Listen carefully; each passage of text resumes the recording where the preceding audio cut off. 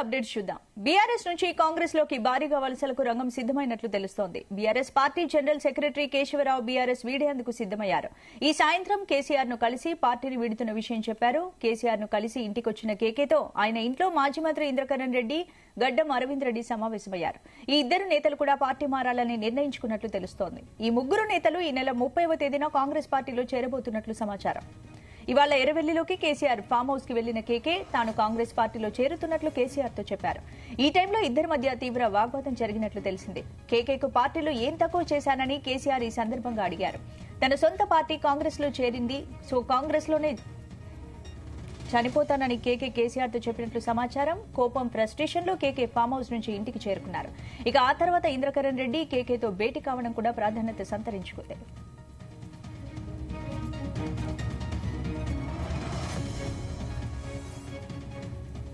ఇదే అంశానికి సంబంధించి పూర్తి అప్డేట్స్ మా బ్యూరో చీఫ్ నరేందర్ అందిస్తారు. నరేందర్. రైట్ స్పందన. కాంగ్రెస్ లో ఒక పురుగుతుడిగా ఉన్నటువంటి కేశవరావు దాని తర్వాత ఆయన బీఆర్ఎస్ పార్టీతో ఇంతకాలం కొనసాగాడు. రాజ్యసభ సభ్యుడిగా కూడా కేసీఆర్ అవకాశం ఇచ్చారు. కానీ ఆల్ ఆఫ్ సడన్ గా ఒక్కసారి మళ్ళీ కాంగ్రెస్ పార్టీ అధికారంలోకి రావడంతో ఆయన ప్లేట్ ఫిరాయించాడు. ఆయనతో పాటు ఆయన కూతురు విజయలక్ష్మి కూడా మేయర్ గా ఉంది. ఇద్దరు కలిసి త్వరలోనే కాంగ్రెస్ కండో కప్పుకుంటున్నట్టుగా చాలా స్పష్టంగా అర్థమవుతుంది. అంతకంటే ముందు కేసీఆర్ ని ఫామ్ హౌస్ లో కలిశాడు. అక్కడ ఎందుకు మారాల్సి వచ్చింది? ఎందుకంటే ఇద్దరు పార్టీలో సెకండ్ వ్యక్తిగా ఆయనకు ఆ స్థాయి గౌరవం ఇచ్చాడు కేసీఆర్. ఒక మంచి ఉన్నత స్థానంలో కూర్చోబెట్టాడు. కూతురు అడగగానే కూడా ఆయన కూతురికి మేయర్ పదవిని కూడా అప్పగించాడు కేసీఆర్. అలాంటి వ్యక్తి పార్టీని వీడి వెళ్ళడం అనేది కేసీఆర్ కూడా కొంత ఆవేశాన్ని, కొంత ఆందోళన కలిగించినటువంటి విషయం. అందుకనే ఒకటా ఫామ్ హౌస్ కి రమ్మని చెప్పడంతో కేకే కూడా పిలవగానే వెళ్లారు. చాలాసేపు ఇద్దరు మధ్య డిస్కషన్ అయింది. పార్టీ మారాలనుకుంటున్న విషయం చెప్పాడు. 84 ఏళ్ళు ఉన్నటువంటి తనకు నేను చివరికి మళ్ళీ అదే కాంగ్రెస్ పార్టీలోనే లైఫ్ ఎండ్ చేసుకోవాలనుకుంటున్నాను.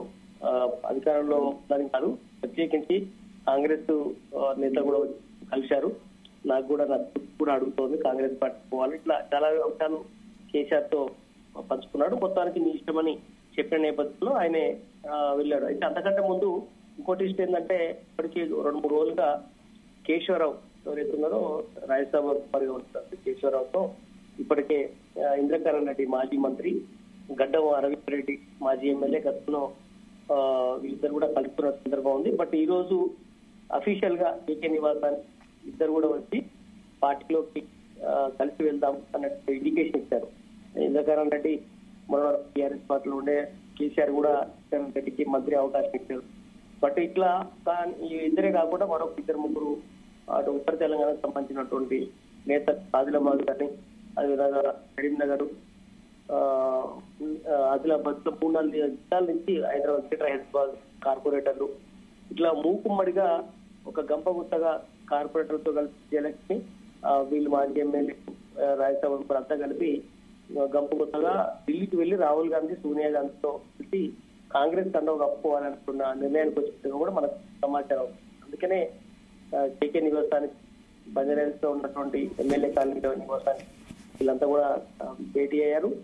భవిష్యత్తు రాజకీయాలు కాంగ్రెస్ లోకి వస్తే సమర్పించేటువంటి పదవులు రెడ్డి, అరవింద్ రెడ్డి లాంటి వ్యక్తులు కేకేతో మాట్లాడుకున్నారు.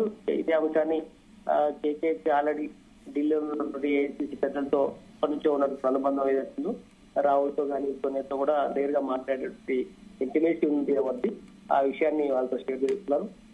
త్వరలోనే ఇక్కడ సోమ్ కుమార్ రెడ్డి, రేవంత్ రెడ్డితో కూడా భేటీ అయి ఫైనల్ గా ఇక్కడ జాయిన్ అయ్యే విషయం ఒక క్లారిటీ వచ్చే అవకాశం ఉంది. బట్ ఇంద్రకరణ్ రెడ్డి, అరవింద్ రెడ్డితో పాటు మరి కొంతమంది ఎమ్మెల్యేలు కూడా టచ్ లో ఉన్నారని సమాచారం కూడా సిటీకి సంబంధించిన ఒక ఎమ్మెల్యేలు, ఉత్తర తెలంగాణ సంబంధించినటువంటి ఒక ఎమ్మెల్యేలు కూడా టచ్ లో ఉన్నారని తెలుస్తుంది.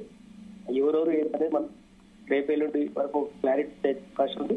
ఖచ్చితంగా అందరూ కూడా 2 రోజులనే ఢిల్లీలోనే సోనియా, రాహుల్ సమక్షంలోనే పార్టీలో జాయిన్ కావాలని నిర్ణయిస్తే మనకు సమాచారం. అంటే నరేందర్, బీఆర్ఎస్ ను వరుసగా నేతలు విడడాన్ని ఎలా చూడాలి? పార్లమెంట్ ఎలక్షన్స్ ముందు నేతలు ఇలా వలస వెళ్లడం వల్ల పార్టీకి ఇంకా నష్టం చేకూరే అవకాశం ఉంది కదా? ఎగ్జాక్ట్లీ ఇది స్పందన. ఎందుకంటే లోక్సభ ఎన్నికలు మరొక 50 రోజులు కూడా లేవు. ఇప్పటికే షెడ్యూల్ రిలీజ్ అయింది.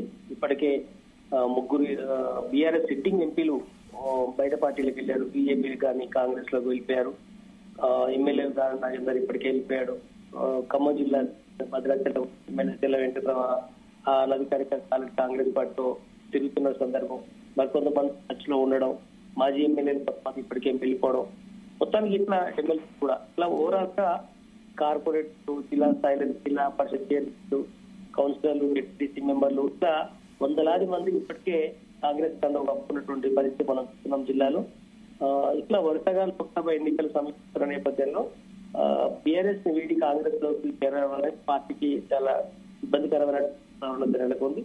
బట్ అందుకనే గతంలో లోక్సభ స్థానాలు గెలుపుతున్నట్టు బీఆర్ఎస్ పార్టీ ఇప్పుడు కనీసం 2-3 ఉంటుందా అన్నట్టు పార్టీలోనే వినపడుతుంది.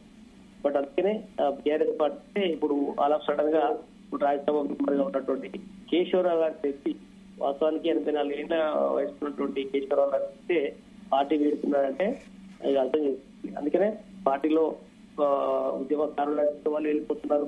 మన రీసెంట్ గా కూడా పొద్దు రామోహన్ లాంటి వ్యక్తి అదో డిప్యూటీ మేయర్ గా ఉన్నటువంటి బసీతో ఇట్లా చాలా మంది వెళ్తున్నటువంటి సందర్భం మనం చూస్తున్నాం. కనుక రానున్న రోజుల్లో మరింత మంది బీఆర్ఎస్ ని వీడి కాంగ్రెస్ లోకి చేరే అవకాశం కనిపిస్తుంది.